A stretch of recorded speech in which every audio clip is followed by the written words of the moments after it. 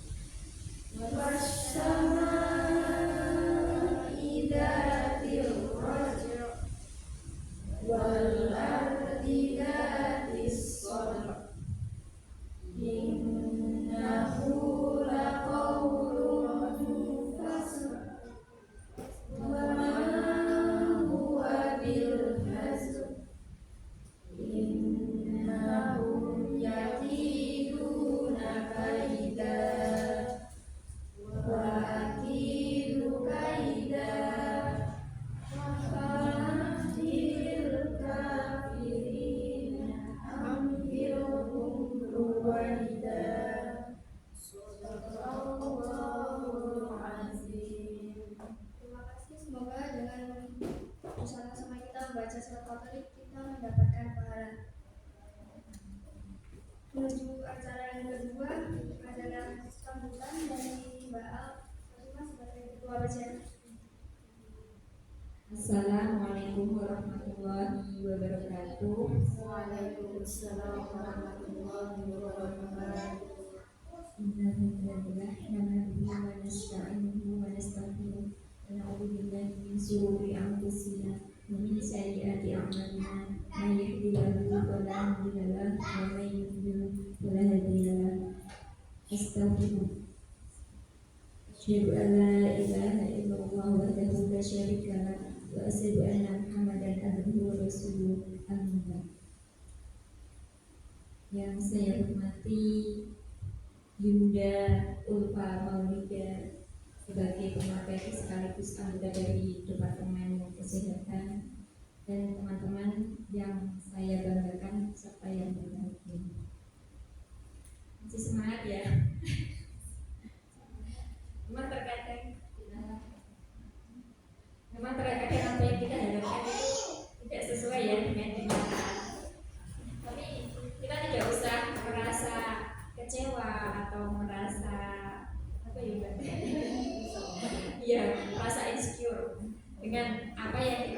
upayakan, karena apa jadi yang kita benci itu justru itu yang lebih baik, tapi bisa jadi apa yang kita suka itu justru sebaliknya tidak baik untuk kita. Jadi misal kok ternyata begini ya, nggak sesuai ekspektasi, nah itu buat teman-teman bersabar, karena memang dakwah itu tantangannya berat sekali dibanding dengan di zaman Rasulullah itu tidak ada sedetik-detik, tidak ada. Pertama marilah kita panjatkan puji syukur ke kehadirat Allah Subhanahu wa taala, karena pada kesempatan sore hari ini, sore yang cerah tapi juga ini Mbak ini anginnya lumayan kencang, kita masih diberi nikmat sehat sehingga bisa berkumpul di gedung dakwah ini. Selawat serta salam marilah tetap kita curahkan kepada junjungan kita Nabi besar Muhammad Shallallahu Alaihi Wasallam. Semoga para sahabat dan kita umatnya kelak di hari akhir akan mendapat syafaat dari beliau. Amin. Berhubung ini waktunya sudah melampaui batas ya, mungkin kita langsung ke materi saja ya. Tetap semangat ya. Anggap saja ini adalah kelas eksklusif pelajaran. Langsung saja mungkin terima kasih sekali atas kehadirannya. Insya Allah kita yang ada di sini ini adalah orang-orang pilihan yang sudah dipilih Allah, dimudahkan jalannya hingga pada sore hari ini kita lancar melangkahkan kaki kita. Niatnya adalah sholat ilmi, yaitu mencari ilmu. Jadi semoga kita tetap semangat dan kita mendapat berkahnya. Amin. Akhir kata mungkin saya mohon maaf yang sebesar-besarnya apabila ada tutur kata maupun perbuatan saya yang tidak berkenan, dan mohon maaf apabila dalam penyambutan dan pelaksanaannya banyak kekurangan, karena kesempurnaan hanyalah milik Allah, sedangkan kekurangan adalah milik saya. Dan terima kasih untuk ini, terima kasih sekali untuk pemateri. Jadi ini bukan hanya sebagai pemateri tapi juga sebagai panitia dan saksi bilang. Sekian dari saya, Aldi Rumanita. Wassalamualaikum warahmatullahi wabarakatuh.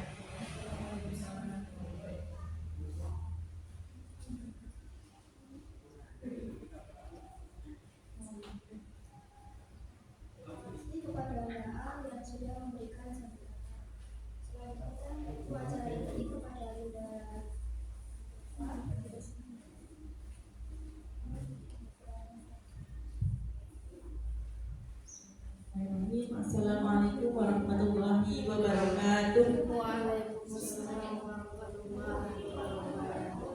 Alhamdulillahirabbil alamin. Asyhadu an la ilaha illallah wa asyhadu anna Muhammadan abduhu wa rasuluh. Rabbi shrah li sadri wa yassir li amri wahlul 'uqdatam min lisani yafqahu qawli. Yang terhormat Mbak Khotimah, Yunda Khotimah, yang kami hormati, kami sayangi teman-temanku PCN Abundo dan remaja masjid. Alhamdulillah, bersyukur marilah senantiasa kita panjatkan kehadirat Allah Subhanahu wa taala yang telah melimpahkan kasih sayangnya kepada kita, melimpahkan nikmat sehat, nikmat iman, nikmat waktu luang ya, sehingga kita semua dapat bertemu, berkumpul di gedung dakwah Muhammadiyah Nentang. Salawat serta salam semoga senantiasa tetap tercurahkan kepada Nabi Muhammad Sallallahu Alaihi Wasallam yang senantiasa kita nantikan syafaatnya di yaumul akhir nanti. Selanjutnya saya terharu Mbak Khotimah. Biasanya kalau kabinet itu kan saya datangnya di akhir gitu ya, kalau telat-telat, tapi kita datang depan awal gitu, sehingga ketemu sama teman-teman yang luar biasa banget, walaupun bisa dihitung dengan jari tangan kita, tapi luar biasa. Saya yakin teman-teman dari rumah semangatnya untuk beribadah, untuk menambah ilmu, untuk silaturahmi dengan teman-teman yang mungkin nggak setiap hari ketemu gitu. Ya akhirnya kita sore ini bisa ketemu, alhamdulillah luar biasa. Tepuk tangan dulu ya. Sebelum kita berdiskusi sore ini, kita relax aja, santai aja, kita ngobrol-ngobrol bareng kaitannya dengan apa ya judulnya ini,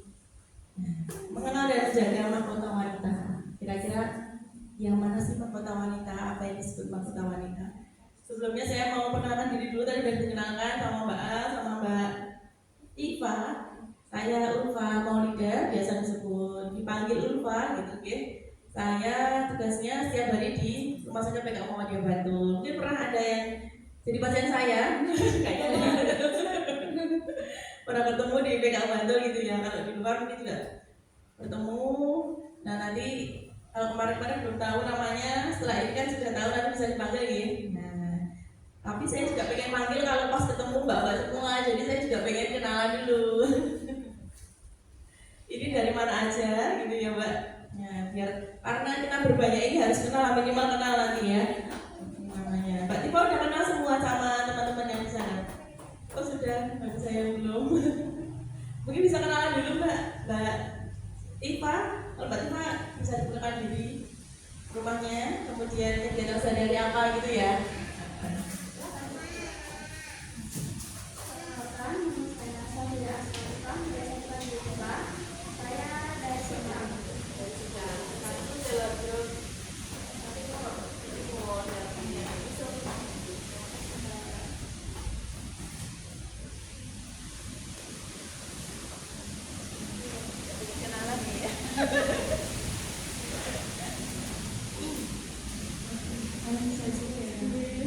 Perkenalkan, nama saya Devi Triani.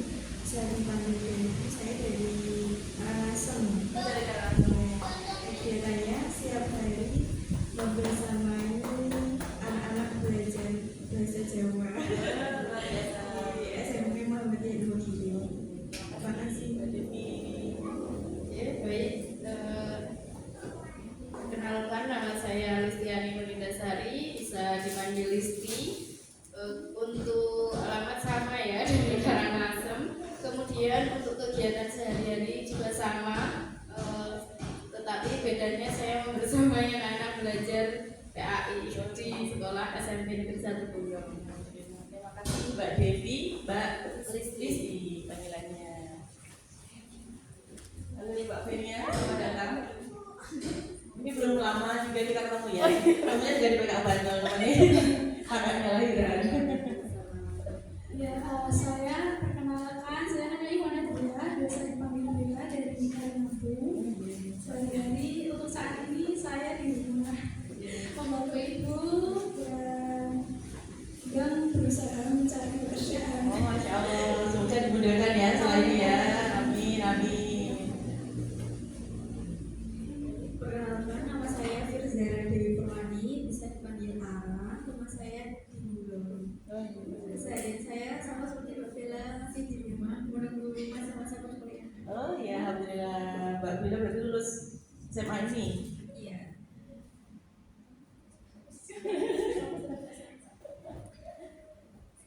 Tadi lompatin apa ini? Assalamualaikum warahmatullahi wabarakatuh. Semuanya Salam. nama saya Nadifa Haris Nafiah, saya dipanggil Nadifa Nadifa. Alamatnya dari Sayyid dan Sirari dan Buluang. Untuk kesehariannya saya kuliah. Terima kasih Mbak Nadifa.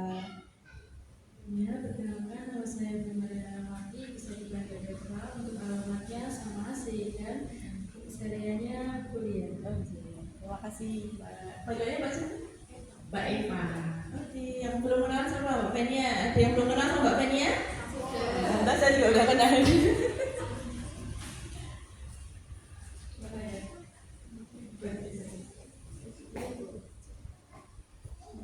Ya teman-teman, sore ini kita akan diskusi mengenai ini mahkota wanita. Kira-kira apa mahkota wanita itu? Kalau dengar mahkota wanita itu apa yang terbayang itu di wajah di benak kita? Apa gitu langsung gitu. Boleh bagus terus apa lagi?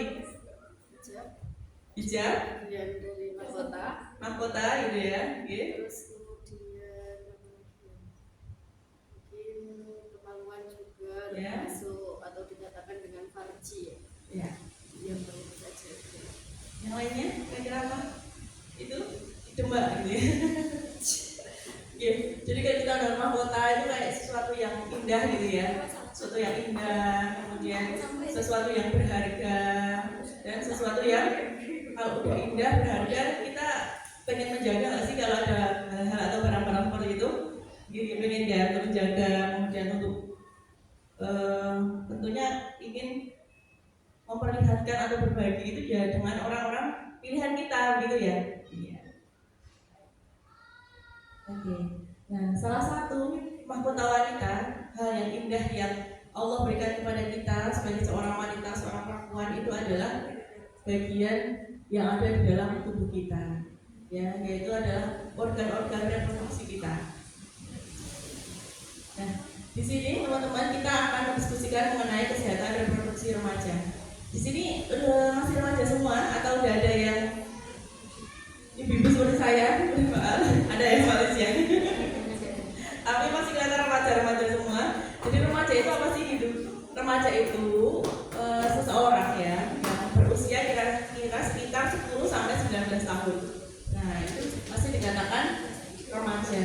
Nah, pada masa remaja ini adalah periode transisi yang penting di mana tubuh mengalami banyak perubahan menuju kematangan reproduksi. Kemudian kesehatan reproduksi remaja itu apa? Nah, ini adalah keadaan sehat ya. Secara fisik definisinya tuh kesehatan reproduksi itu adalah keadaan sehat secara fisik, kemudian baik mentalnya dan sosial yang berkaitan dengan sistem, fungsi dan proses reproduksi yang dimiliki oleh remaja. Bukan hanya sekedar bebas dari penyakit atau kecacatan saja. Mungkin teman-teman dulu waktu SMA pernah gabung dengan PIKR itu, pernah dengar? Pusat Informasi Konseling Remaja, Kesehatan Reproduksi Remaja itu ada nggak di sekolah teman-teman dulu? Ada. Ada tapi nggak ikut. Nah, mungkin dulu di SMA itu membahasnya seputar ini. Nah, kegiatan-kegiatannya mendiskusikan tentang itu, tentang isu-isu yang ada di masyarakat mengenai kesehatan reproduksi remaja. Nah, ini teman-teman, kenapa hari ini kita mendiskusikan itu? Karena ini sangat penting ya. Yang pertama, membantu remaja memahami perubahan dalam tubuhnya sendiri. Kita nanti mau kenalan. Teman-teman udah pernah kenalan belum sama tubuhnya? Ada apa aja tuh di dalam tubuhku gitu? Belum ya? Nanti kita mengingat kembali ada apa aja di dalam tubuh kita. Kemudian kalau kita sudah kenal, sudah paham, nah nanti kita bisa untuk mencegah risiko kesehatan. Nah, seperti apa? Teman-teman pernah mendengar kasus kehamilan? Kemudian juga untuk menghindari penyakit menular seksual.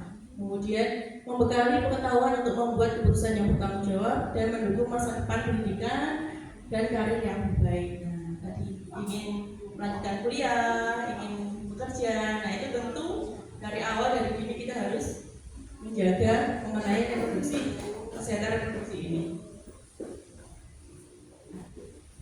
Teman-teman, di sini ada perubahan fisik di masa pubertas. Di setiap remaja itu akan mengalami perubahan. Nah, berbeda ya setiap jenis kelamin. Di dunia ini ada berapa jenis kelamin teman-teman? Dua. Apa aja? Laki-laki dan perempuan. Besok hari Kamis ini saya diminta ngisi itu untuk anak-anak TK mengenai kesehatan reproduksi atau kesehatan seksual untuk anak-anak. Seperti itu. Nah, kita akan mempelajari bagian tubuh perempuan saja ya. Seperti itu. Yang pertama, perubahan fisiknya payudara mulai berkembang. Teman-teman mengamati nggak? Dulu waktu kita masih anak-anak, kemudian kita sekarang udah remaja, ya ada yang sudah berkeluarga juga itu ada perubahan nggak? Mengamati, merasakan? Ya, payudara mulai berkembang gitu ya, dari bentuk ukurannya, kemudian juga mulai tumbuh rambut di ketiak dan area kemaluan. Kemudian pinggul melebar, tubuh memiliki lekuk ya, jadi berlekuk ya. Kalau saya nggak usah dilihat, lekuk-lekuknya banyak. Kemudian mengalami menstruasi atau haid pertama kali, yang biasa disebut dengan menarche, dan kulit dan rambut lebih berminyak. Nah, teman-teman kalau mengalami fase ini, masa-masa ini adalah hal yang normal dan patut kita syukuri. Alhamdulillah, berarti insya Allah tubuh kita sehat seperti itu. Teman-teman ada yang belum mendapatkan menstruasi di usia sekolah, kuliah ini? Ada nggak? Sudah semua ya? Alhamdulillah, berarti kita sehat semua insya Allah. Nah, karena ada pasien di rumah sakit itu walaupun sangat jarang sekali terjadi, itu ada 1-2 yang dia sampai usia 15 tahun, 17 tahun belum mengalami menstruasi. Biasanya datang ke dokter dengan keluhan perutnya setiap bulan itu mules. sakit. Nah, tapi belum pernah mengalami yang namanya head atau menstruasi sampai usia 17 tahun. Nah, kemudian biasanya akan dilakukan USG oleh dokter. Nah, di situ sudah terjadi penebalan dinding rahim, tapi kok belum haid. Nah, ternyata apa? Nah, nanti kita akan melihat ini. Nah, teman-teman pernah mendengar himen atau selaput darah? Selaput darah si pasien itu ternyata belum tidak memiliki lubang seperti itu. Jadi kita kenal dulu organ reproduksi eksternal kita. Kalau tadi di selaput darah itu dari luar tidak kelihatan ya teman-teman. Teman-teman yang saya pernah mungkin melihat menggunakan cermin mengenal organ reproduksi kita bagian luar, tidak pernah ya. Jadi setelah ini teman-teman untuk mengenal boleh dilihat, karena nanti akan setelah mengenal kan kita jadi lebih memahami ya, dan memiliki rasa memiliki ini mahkotaku yang harus aku jaga kesehatannya seperti itu. Kemudian dari awal kok seperti ini. Kemudian mungkin kalau beberapa hari teman-teman mengalami kok ada keputihan, kok awalnya nggak ada benjolan, kok sekarang ada benjolan. Nah, jadi tadi kita udah mengenal di awal tubuh kita baik-baik aja. Ketika ada gejala, ya, ada warning dari tubuh kita jadi bisa mengenali adanya gangguan atau hal yang tanda gejala berkaitan dengan kesehatan reproduksi kita. Oke. Nah, teman-teman, ini gambarnya tak cari di tanya Mbak Google, ditunjukinya seperti ini. Ini teman-teman udah pernah lihat ya kalau gambarnya dulu belajar IPA udah ada ya. Nah, itu di bagian pinggul kita, bagian panggul kita di depan itu ada yang namanya mos pubik atau rambut kubis ya. Biasanya dia akan lebih lembut dibanding rambut yang di kepala seperti itu. Nah, kemudian turun itu ada yang namanya percutium, kemudian ada yang namanya klitoris. Nah, di luar itu ada namanya labia mayora. Labia mayora yang di luar ini. Kalau mungkin teman-teman saya sangat tipis, kalau cebok itu meraba ya. Nah, itu adalah labia mayora. Kemudian di dalam bagian dalam ini adalah labia minora. Ya, lebih di dalam posisinya. Teman-teman tahu di dalam tubuh kita di bawah ini ada berapa lubang? Berapa? Di bawah yang nggak kelihatan ini 2 atau 3? Ya, yang pilih 3 ke tangan. 3 deh. Berapa Mbak jadinya Mbak? Jangan lupa lagi sama Mbak Bella siapa Mbak? Mbak Ara. Berapa lubang Mbak Ara? 3. Ada lubang apa aja?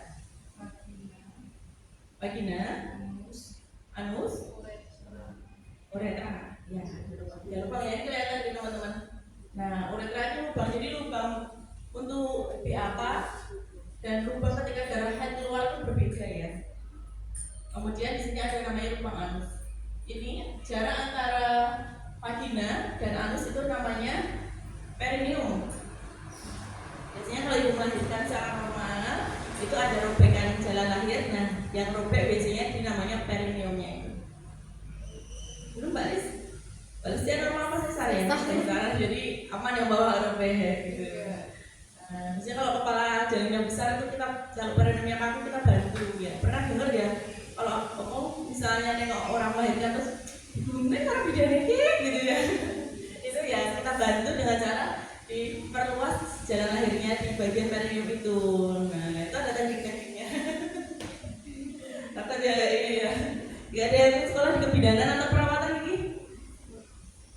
Ada Mbak siapa Mbak? Mbak Eva. Mbak Eva kuliahnya di Almata jurusan apa? Keperawatan semester 2. Nanti ketemu Bu Rani, teman saya itu dosen di sana, tapi dosen pidana sih, beliau bidan. Dulu waktu kegiatan kesehatan reproduksi di SMA itu, saya kegiatannya di Almata. Nah, dulu musolanya masih dari bidang gitu, karena tahun 2013. Sekarang udah mewah ya Almata ya, luar biasa. Promosi ini gitu. Apa ya Mbak? Nanti kalau sedikit UMY gitu. Baik, sampai di sini teman-teman ada yang mau didiskusikan dulu? Nah, tadi yang saya ceritakan pasien saya yang sampai usia 17 tahun tadi tidak mengalami haid itu tadi ya, karena ternyata di rahimnya itu sudah terjadi penebalan. Nah, setiap bulan pasiennya mengalami nyeri seperti itu. Nah, ketika di USG ternyata ada penumpukan darah gitu. Nah, itu ternyata masalahnya ada di bagian himen atau selaput darah. Pernah dengar ya selaput darah itu ya? Dia tempatnya di dalam. Kalau mungkin kita bercermin itu tidak akan kelihatan karena dia sangat tipis sekali. Nah, himen itu ada macam-macam. Ada yang lubangnya 1, ada yang lubangnya 2, kemudian ada yang elastis, kemudian ada juga yang kaku. Dan yang mengalami gangguan tadi yang tidak ada lubangnya, sehingga harus dibuatkan lubang oleh dokter. Untuk ada kasus seperti itu. Alhamdulillah kalau teman-teman sampai di usia kuliah sudah haid, alhamdulillah sudah suatu hal yang kita syukuri ya. Kita nggak perlu dibuatkan lubang sama dokter, itu harus dipasang selang pipis, kemudian dipasang selang untuk membuat lubang seperti itu, mengeluarkan darahnya gitu, juga menimbulkan rasa nyeri.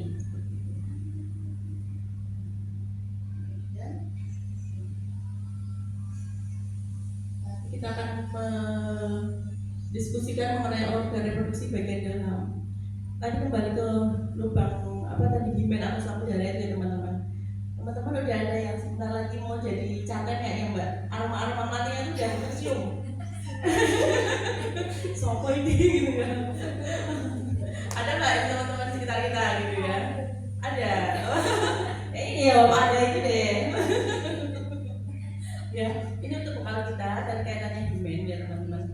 Ya, himen atau selaput darah itu tadi kan ada yang elastis, kemudian ada yang kaku. Nah, biasanya setelah pernikahan ya, di malam pertama, tidak apa-apa kan ini saya sampaikan bukan hal tabu gitu ya, itu bekal itu untuk sedikit-sedikit nanti untuk gambaran teman-teman. Di malam pertama nanti apabila melakukan hubungan pertama kali dengan suami, nah itu ada yang mengalami perdarahan. Nah, disitulah mungkin terjadi, nggak mungkin ya, itu terjadi ada robekan di selaput darahnya. Tapi juga nggak perlu khawatir kalau melakukan malam hubungan pertama kali, tapi ternyata tidak keluar darah. Karena bisa jadi si himen itu sifatnya lentur tadi ya, dia bisa tidak robek. Atau juga si himen ini pernah terjadi trauma. Mungkin teman-teman ada yang suka karate, suka berkuda gitu. Ya, ini bisa jadi saat melakukan kegiatan-kegiatan yang ekstrim itu tadi pernah terjadi trauma sehingga si himen itu telah terjadi kerusakan atau robek seperti itu. Nah, sehingga kalau teman-teman perhatikan kalau anak-anak karate itu bertanding ya, laki-laki atau perempuan itu kan pakai pelindung bagian kemaluan ya. Nah itu salah satunya untuk menjaga biar tidak terjadi gangguan-gangguan seperti itu. Baik, teman-teman, kita masuk dari luar, kita masuk ke dalam, ke area organ reproduksi bagian dalam. Ini tempatnya di mana teman-teman, uterus atau rahim itu? Perut, di perut bagian tengah gitu ya, bagian bawah. Ini. Baik. Sebelumnya ketika haid teman-teman pernah mengalami mules? Hampir semua sampai yang teler gitu ya, ada yang gitu, ada yang sampai minum obat ya, ada juga yang mulus biasa seperti itu. Nah, di sini di dalam hal ini tidak ada tulisannya, kelihatan nggak? Kelihatan ya, itu ada yang namanya uterus atau si rahim itu. Nah, di kanan kirinya itu yang seperti saluran itu namanya tuba falopi ya. Sebelah kiri ada tuba falopi, sebelah kanan juga ada tuba falopi. Kemudian turun. Nah, yang lebih warnanya lebih putih itu namanya ovarium. Ovarium ini memiliki fungsi. Kita tahu nggak teman-teman fungsinya apa ovarium ini? Menghasilkan sel telur ya. Nah, jadi menghasilkan sel telur itu setiap bulan. Kanan dan kiri sama. Nah, biasanya itu akan terjadi gantian. Teman-teman perhatikan nggak? Bulan ini aku rasanya nyerinya di sebelah kanan. Bulan berikutnya apa di sebelah kiri itu. Nah, itu mungkin proses sisi ovarium itu memproduksi secara bergantian. Nah, kemudian apabila ovarium ini memproduksi sel telur, dia akan berjalan melalui tuba Fallopi. Oke. Kemudian di rahim itu terjadi ada lapisan-lapisan ya teman-teman, ada endometrium, ada perimetrium, kemudian ada myometrium, dan turun lagi di rahim itu memiliki mulut ya. Nah, namanya adalah cervix atau kita sebutnya porsium. Kemudian turun lagi itu ada namanya dinding vagina. Ya. Nah, di luar si saluran dinding vagina ini dia ujungnya adalah vagina kita itu. Tadi yang kalau keluar melewati himen atau selaput darah. Nah, teman-teman, kita semua sudah mengalami proses menstruasi. Kira-kira ada yang bisa menceritakan bagaimana proses menstruasi itu terjadi?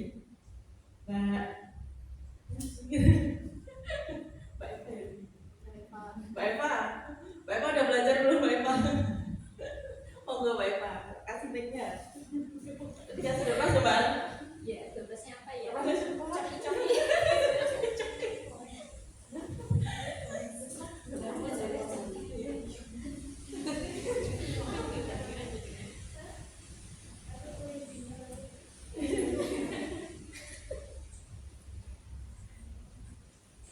Gimana Mbak Eva?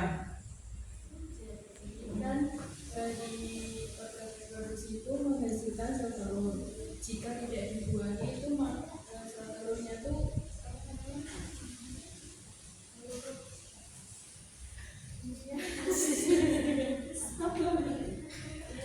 kalau tidak dibuangi itu terjadilah menstruasi. Gitu. Ya, orang punya seperti itu. Ada yang mau nambahkan teman-teman? Ya, coba biar cepet ya jam 10 sampai jam berapa Mbak kita? Ya, jadi proses menstruasi itu seperti itu ya. Tadi yang si ovarium tadi setiap bulan dia akan produksi sel telur seperti itu. Dia akan berjalan di tuba Fallopi. Nah, saat waktu beriringan dengan berjalan, produksi itu rahim itu akan mengalami penebalan. Nah, kemudian si sel telur itu tadi jika tidak dibuahi oleh sel sperma, dia akan meluruh bersama penebalan dinding rahim itu, jadi keluarlah darah menstruasi. Baik, sampai di sini teman-teman ada yang mau diskusikan dulu? Yang Mbak Fenia? Mau tanya aja. Ya. Sharing ini ya, sharing pengalaman. Jadi kan beberapa bulan yang lalu itu, dan istilahnya ini agak sering ya dulu sering itu ketika haid itu saya itu 3 bulan sekali dulu waktu SMA, dan itu berlangsung selama saya sebelum kuliah, jadi sampai hampir kelas 3 saya itu sudah sebulan sekali. Terus kemudian akhir-akhir ini itu juga kembali lagi, kadang kemarin itu 2 bulan belum haid. Akhirnya kemarin saya ke bidan dan sebagainya, terus dikasih obat, keluar lagi. Dan itu maksud saya sebenarnya itu yang menyebabkan itu apa? Di situ kan kalau teman saya kan yang notabene untuk pola makannya itu teman saya itu kayak kurang sehat ya. Misalnya seminggu itu makan kadang sebelah 3 kali, misal kayak gitu-gitu. Nah, sedangkan kalau saya kan enggak, tapi teman saya yang tiap bulan itu haid, sedangkan saya sudah menjaga pola makan saya, pola istirahat, kenapa kok malah kadang terlambat, kadang ada rasa kekhawatiran sih, cuman kadang dari orang tua nggak apa-apa sih kayak gitu. Yang penting istilahnya, yang penting udah usaha menjaga. Nanti kalau misalnya memang siklusnya seperti itu, nanti bisa diperiksakan lagi gitu. Baik, terima kasih sharingnya Mbak Fenia. Nah, jadi teman-teman, untuk menstruasi ini sendiri itu terjadi karena beberapa faktor ya. Yang pertama tadi kaitannya sama organ-organ. Nah, organ-organ itu semakin bertambah usia kan semakin matang. Nah, kemudian ada hal yang terjadi yang dalam Mbak Fenia itu gangguan siklus haid gitu ya. Nah, biasanya di usia-usia muda organ-organ kita itu kan belum matang, sehingga ada hormon-hormon kita itu belum total gitu ya nyalanya gitu kan. Nah, sehingga mempengaruhi jadi haidnya ada yang 3 bulan gitu kan, ada yang 2 bulan sekali, ada yang 1 bulan sekali kayak gitu. Kemudian yang pertama kaitannya sama organ, yang kedua tadi dari gizi-gizi yang kita makan. Tapi di dibandingin nah temanku makan sebelah sering banget sih, seminggu sebulan bisa 3 kali, tapi kok siklusnya juga acak-acak aja. Sedangkan aku makan makanan yang sehat kok malah berantakan siklusnya. Nah ada yang ketiga, faktor ketiga itu adalah faktor apa? Psikis atau faktor pikiran kita. Mungkin teman kita yang mau sebelah itu dia enjoy gitu ya Mbak ya, enjoy, gak ada beban pikiran yang berat kayak gitu. Karena dia mau kerjanya sama makan, walaupun efek samping makan sebelah ini nggak terasa saat kita makan seminggu 3 kali ini. Mungkin efek sampingnya akan jangka panjang seperti itu. Nah, tapi yang maaf saya kan udah makan sayuran. Nah itu mungkin ada faktor dari segi tadi psikisnya itu mungkin baru banyak pekerjaan, baru kelelahan. Nah itu bisa jadi juga mempengaruhi seperti itu. Nah sebenarnya kalau untuk pasien-pasien yang belum menikah biasanya belum diberikan terapi apa-apa ya. Nah, tapi biasanya kalau sudah menikah, kemudian mulai program hamil, kayak itu ada keluhan-keluhan kayak gitu, dan dari dokter akan diberikan terapi, diberikan vitamin.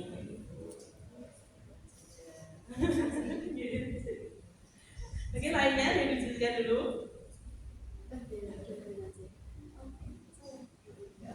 Terima kasih. Saya bisa memastikan. Jadi kalau mendengar keluhan teman-teman kita berteman, kalau pas lagi bulan itu kan biasanya mereka merasakan jadi hebat gitu. Qadarullah, dan alhamdulillah saya tuh enggak begitu. Justru bahkan kadang biasa aja gitu loh. Saya tuh malah kok gini. Bukannya gimana, tapi alhamdulillah, tapi apakah ini aman gitu? Normal nggak tahu tuh saya gitu ya. Iya. Baik Mbak. Itu keluhan-keluhan seperti itu normal ya, kadang jadi bikin kita cemas juga. Ya aku jadi normal orang tuh kok nggak semaput, sedangkan aku baik-baik aja gitu. Nah nanti pikiran-pikirannya itu malah yang akan mempengaruhi siklus-siklus yang akan datang. Nah itu sebenarnya normal saja Mbak. Karena setiap orang itu memiliki ambang nyeri yang berbeda-beda. Sama-sama kita dicubi dengan obat yang sama, kita rasain biasa aja kok gitu. Tapi ada yang cuma kesenggol aja merasakan nyeri. Begitu. Yang kedua, mungkin ada faktor penyebab lainnya. Dia mengalami nyeri yang hebat seperti itu. Temannya udah pernah periksa? Mungkin USG? Ya. Baik. Nah, obat itu hanya membantu meredakan nyeri ya, tapi sebaiknya ditelusuri apa yang menyebabkan pasien itu mengalami nyeri atau kesakitan. Nah, saya mau sharing dulu teman-teman, di rumah sakit itu banyak sekali setiap bulan ya saya menemukan remaja-remaja yang dia harus opnam, tiba-tiba di sekolah asik-asik belajar tapi dia tiba-tiba pingsan. Ditelusuri kenapa? Ternyata sedang menstruasi seperti itu. Nah, dia merasakan adanya nyeri. Kemudian ketika dilakukan USG ternyata terdapat benjolan pada rahimnya atau pada si ovariumnya seperti itu. Teman-teman pernah mendengar kista ovari, mioma uteri? Nah, itu sebenarnya hampir sama. Ya, itu merupakan seperti benjolan ya, benjolan yang keluar pada rahim ataupun pada ovarinya. Jadi yang membedakan itu sebenarnya kalau kista ovarium itu dia munculnya pada ovariumnya. Kalau kista biasanya berisi kayak daging tapi di dalamnya berisi oleh cairan. Tapi kalau mioma itu pada rahim, makanya disebut mioma uteri. Seperti itu. Setelah kita telusuri gitu kan, Mbak, sudah berapa lama merasakan ini gitu. Baru 5 bulan terakhir, nyerinya semakin hebat. Terus ketika diraba itu sampai di luar tuh ada kayak bola pingpong itu loh teman-teman, kalau pernah ini diraba itu ada raba benjolannya. Terus kegiatannya apa Mbak? Kegiatannya sekolah gitu. Terus biasanya apa yang dimakan gitu. Nah tadi muncul tuh temannya Mbak Benia, sukanya makan apa? Makan sebelah gitu. Ternyata itu memang ada seperti itu. Makanya makan sebelah seminggu 3 kali itu bukan sekarang reaksinya muncul, tapi dia akan menumpuk, gitu. Menumpuk lama-lama dia akan menimbulkan benjolan-benjolan itu di dalam organ-organ itu bisa terjadi. Nah kemudian tindakannya apa kalau terjadi nyom, kista gitu. Kalau masih kecil itu biasanya kista itu akan bisa mengecil sendiri. Aku kalau sudah besar harus dilakukan operasi dan diambil itu nanti biasanya dokter melihat ya tempatnya di mana kayak gitu. Kadang ada yang masih bisa dipertahankan akvariumnya, tapi ada juga yang masih harus diangkat seperti itu. Jadi sehingga dia setiap harinya ternyata cuma hanya memiliki satu akvarium. Tapi kodarullahnya juga banyak juga teman-teman di rumah sakit itu yang mengalami operasi kista miom, tapi dia juga ingin program hamil, ternyata juga Allah mudahkan. Ini pasien itu mau berusaha dan berdoa yang minta sama Allah. Ada lagi yang mau didiskusikan? Saya Mbak. Jadi gini, saya itu kan dulu pernah punya teman cukup akrab, tapi tidak di sini, di tempat saya di Ngawi, Jawa Timur. Nah itu tuh dari saya sejak masa remaja bahkan sampai lulus SMA sampai umur 20-an tahun itu tidak mengalami menstruasi. Sampai ada tetangga yang bilang, wah laku kira wedok kayak gitu loh. Jadi sehingga kan kasihan banget kan kalau melihat kayak gitu. Nah terus tadi kan sudah dijelaskan bahwasannya nanti ada tindakan kalau secara medisnya nanti akan dibuatkan ini lubang atau apa tadi. Nah apakah itu lewat operasi atau bagaimana? Apakah di umur 20 belum menstruasi itu termasuk berbahaya untuk kelanjutannya gitu? Atau mungkin misalkan dia mau menikah itu mempengaruhi garis keturunan ke depannya gitu kan? Kan itu juga sangat penting untuk kita. Baik, tadi sudah kita diskusikan ya tadi ya, pasal 15 tahun, 17 tahun ternyata belum haid. Nah mungkin dilihat dulu teman-teman itu ada keluhan seperti nyeri perut enggak? Bisa jadi itu kasusnya sama. Mungkin di dalam itu organnya sudah matang, dia terjadi keluhan, hanya saja himennya itu tidak ada lubangnya, sehingga dia tidak bisa keluar. Nah, untuk tindakannya itu dilakukan tindakan operasi ya, dan itu nanti dilakukan pembiusan, tindakannya itu di kamar operasi.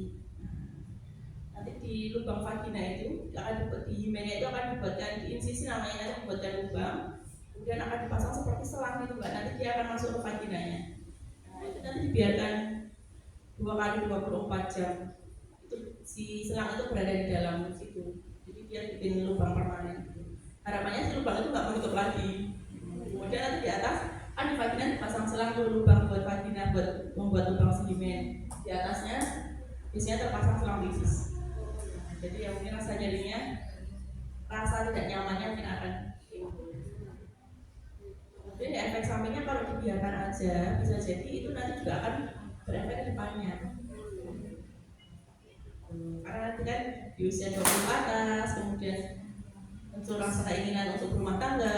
Nah nanti di dalam rumah tangga itu kan nanti ada ini ya hubungan ya, ada berhubungan dengan suami. Nah apabila tidak ada si himen yang ada tidak ada lubangnya itu kan nanti juga akan mempengaruhi.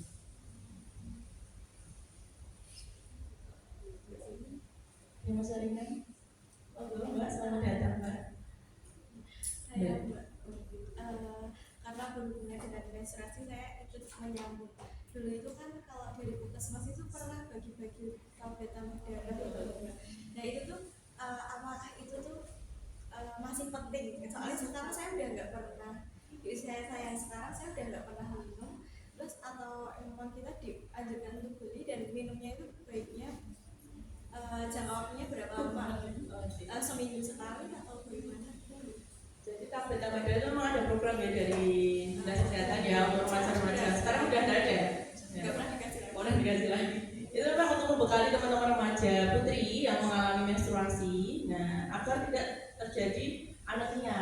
Ada kan menstruasi itu kan ada yang keluar darah banyak. Nah sehingga mencegahnya dengan mengkonsumsi zat besi, zat tambah darah itu, tablet tambah darah itu. Nah itu bisa didapatkan secara alami itu kan di sayur-sayuran ada ya, sayur bayam kayak itu juga mengandung zat besi.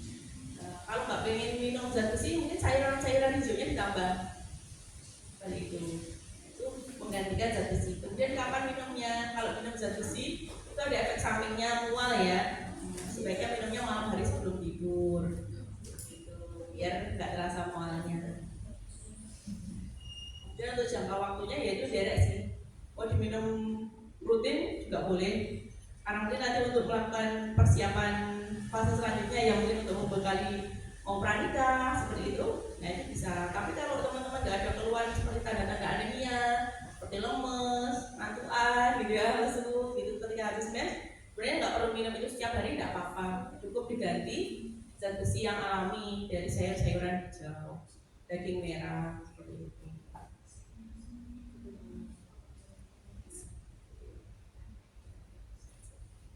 Oke Pak, selamat datang, ada tamu lagi. Baik, masih ada waktu Mbak? Ya, Mbak, saya tak menambahkan dari tadi Mbak Bila dan teman-teman yang lain. Jadi tadi kan terkait apa disinfektan ya, yang dari kan orang berbicara itu ini pernah dengar beberapa cerita. Jadi dia itu disinfektan, nah, terus dia itu minum minuman seperti boleh nggak seperti merek ya, nah itu, nah ternyata setelah minum itu mensnya itu berhenti. Seperti obat-obat semacam itu apakah aman dikonsumsi dengan apa ya, dengan jarak yang mesti sering atau apakah aman, apakah ada memang obat-obat yang direkomendasikan atau jamu atau apa itu aman. Terus yang kedua menjaga kewanitaan itu apakah kadar kolesterol di dalam yang kita gunakan untuk menjaga kebersihan dan apakah ada efeknya jika baju yang kita pakai itu ternyata tidak bersih. Yang ketiga banyak kok ya Nggak bisa jauh, saya pakai mana? saya masih di situ. Siklusnya itu rutin 1 bulan sekali dan itu ya dari pertama ke kedua sampai mungkin hampir ke 7 itu ya banyak terus ya urutannya kan banyak sedang sedikit terus mereka setelah menikah itu ternyata siklusnya berubah jadi 3 minggu sekali dan itu banyak tuh 3 hari itu atau 2 hari itu setelah itu baik-baik.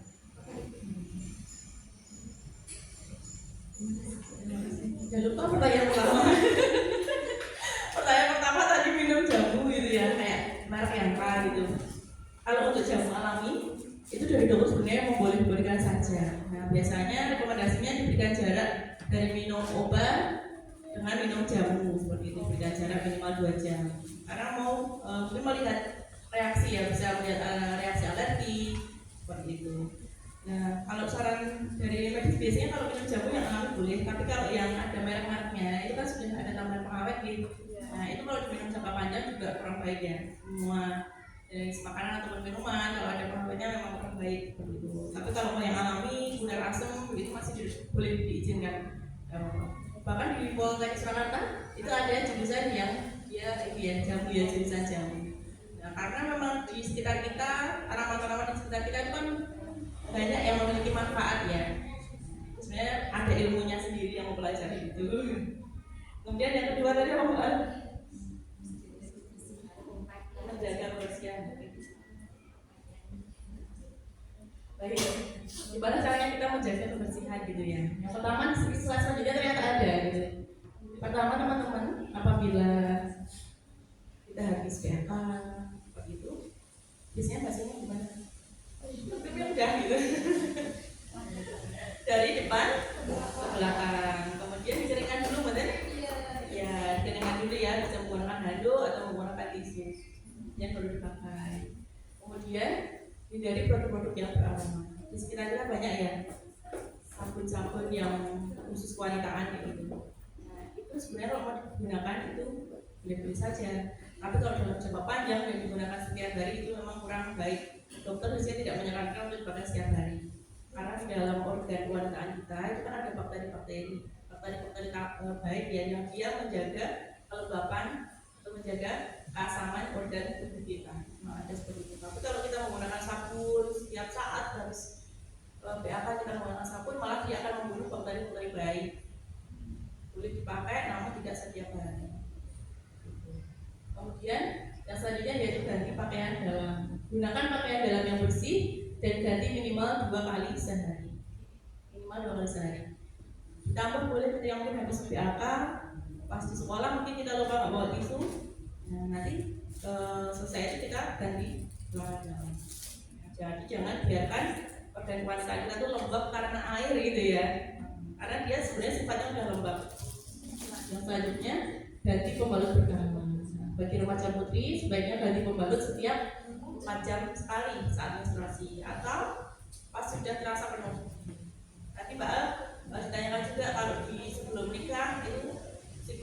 panjang, kemudian setelah menikah siklusnya agak pendek, itu bisa saja normal ya. Karena tadi ketika haid itu kan dipengaruhi oleh beberapa faktor. Nah biasanya saat haid itu memang banter-banter darah keluar itu memang hanya 2-3 hari pertama. Setelah itu nanti hanya proses pembersihan ya, jadi ada like effect-nya. Belum lagi nanti teman-teman kalau udah berumah tangga ada namanya metode kontrasepsi. Nah itu nanti akan efek-efek sampingnya gitu di menstruasi itu nanti agak lebih lama dengan flek-flek kayak gitu. Nah itu nanti di bahasan dia akan datang ya. Next gitu.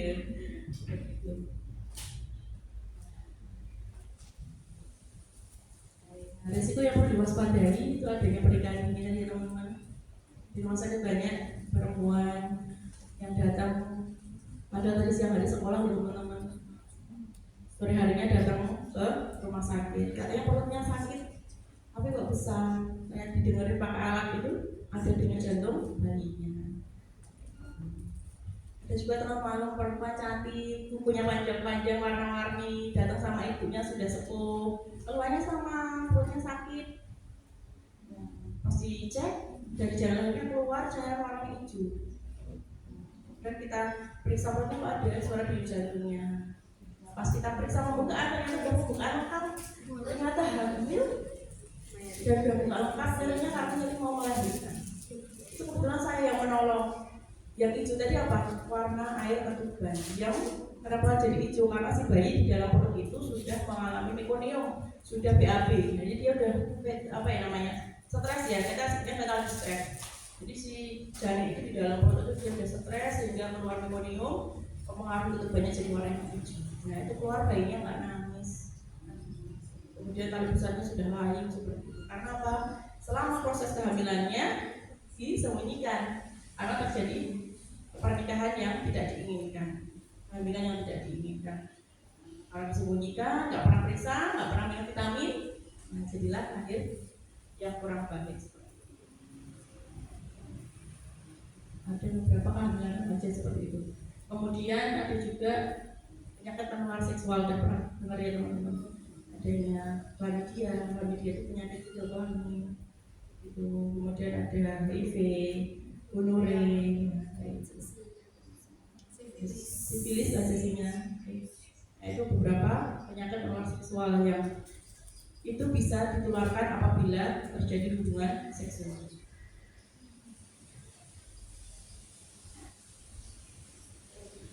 Nah, untuk langkah-langkah untuk menjaga kesehatan reproduksi, yang pertama kita harus mencari informasi yang benar ya. Kemudian juga menjaga kebersihan diri. Yang ketiga membangun komunikasi terbuka. Mungkin teman-teman kalau ada keluhan boleh sharing ke teman-teman yang lainnya, mungkin teman-teman yang dipercaya, atau boleh juga menghubungi tenaga kesehatan. Nah nanti boleh nih nomor HP saya ada di grup, nanti dicari ya. Atau mau disimpan sekarang. Kita bapaknya boleh itu kemarin habis Japri. Mau misalnya ada mau periksa di BK Bantul, mau mengalami kesulitan gitu, nanti kalau bisa saya bantu, nanti akan saya bantu seperti itu. Kemudian hindari pergaulan yang beresiko. Dari kita yang memang kalau bergaul ya memang harus milih-milih. Artinya milih-milih teman tuh ya karena kita ingin mengurangi resiko terjadinya pergaulan bebas ya, sebenarnya anak-anak remaja. Nah, karena kita masih sekolah, tadi ada yang ingin masih kerja, kita harus fokus pada pendidikan, pada karir kita. Baik, sampai di sini ada lagi yang mau diskusikan karena udah mau maghrib. Satu lagi. Moga Mbak, ini belum kenalan ya tadi ya. Nama saya Hanifa. Mbak Hanifa. Ya, saya orang Gunung. Gunungnya mana Mbak? Sama perapatan. Potrobean. Saya mau tanya, kalau misalnya siklus haidnya kira-kira dari 3 atau 4 harian, apakah itu normal? Terus kemudian kalau misalnya saya berlebihan, apakah itu ada mengalami gangguan ataukah perlu diperiksakan? Siklus haid yang 4 itu jadi ini haid nih. Ya. Berapa hari biasanya? Biasanya itu 3 atau 4, paling lama tuh 5. Tapi di hari pertama dan kedua tuh memang bersekali. Ya. Terus hari ketiga atau hari keempatnya tuh biasanya cuma mulai, terus langsung udah nggak ada lagi, udah keputihan lagi. Oh gitu. Iya. Ya. Jadi bukan yang namanya siklus itu saya mikirnya dari haid pertama ke haid berikutnya. Itu kan biasanya yang punya siklus, tapi ternyata lama menstruasi ya.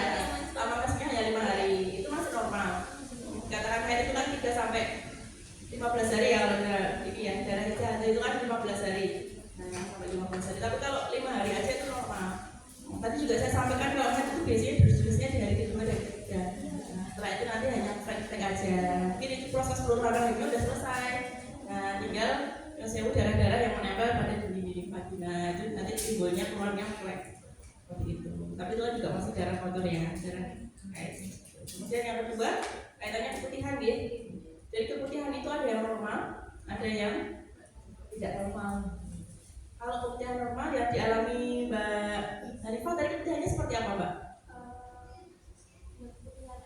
Warnanya putih susu atau putih bening? Putih susu, tapi kadang juga putih bening. Oh ya.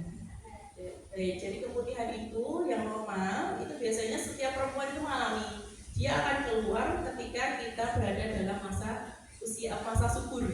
Nah, biasanya di hari ke-14, 15, 16 itu mengalami masa subur. Nah, dia akan di vagina kita kayak ada keputihan warnanya bening ya, putih tapi bening dan dia elastis.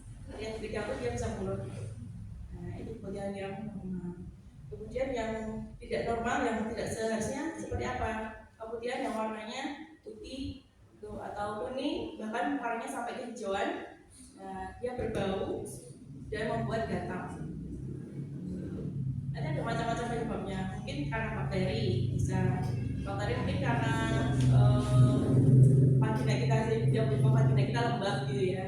Nah, karena mungkin tadi pemakaian celana dalam yang basah, nggak kita ganti, kita kurang menjaga kebersihan, itu juga bisa menimbulkan keputihan. Jadi keputihannya kayak warnanya putih kental dan nggak berbau menyengat. Nah, itu masih yang kayak dari bakteri. Tapi karena virus, kemudian ada gangguan penyakit seksual, itu biasanya warnanya kayak nanah itu, kemudian berbau.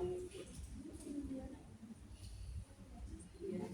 Ini banyak lagi yang masih mau didiskusikan, tapi waktunya sudah mau maghrib ya teman-teman. Nanti kalau ya, ada yang mau ditanyakan, nanti bisa WA saya. Nomornya mau bicara tapi udah punya semua. Di grup ada ya, di grup ada.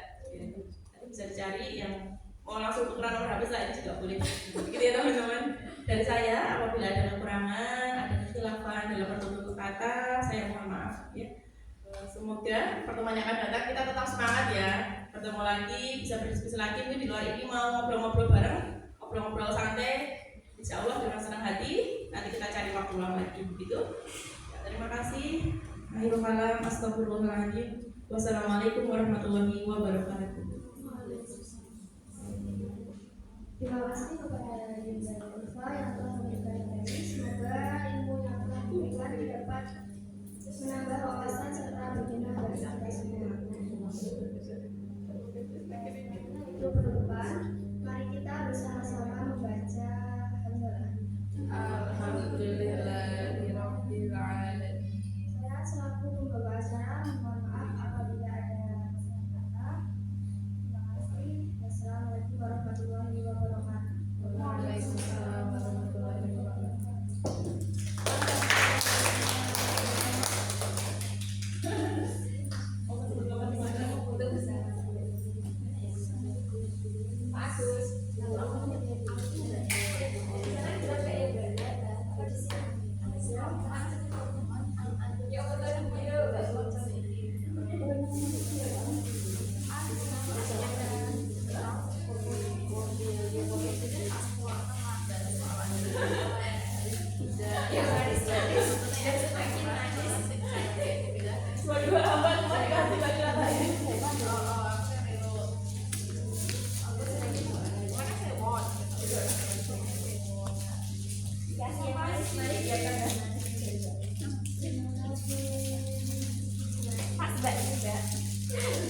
Yang ketara sing masak apa wae. Ini Mbak Tifa.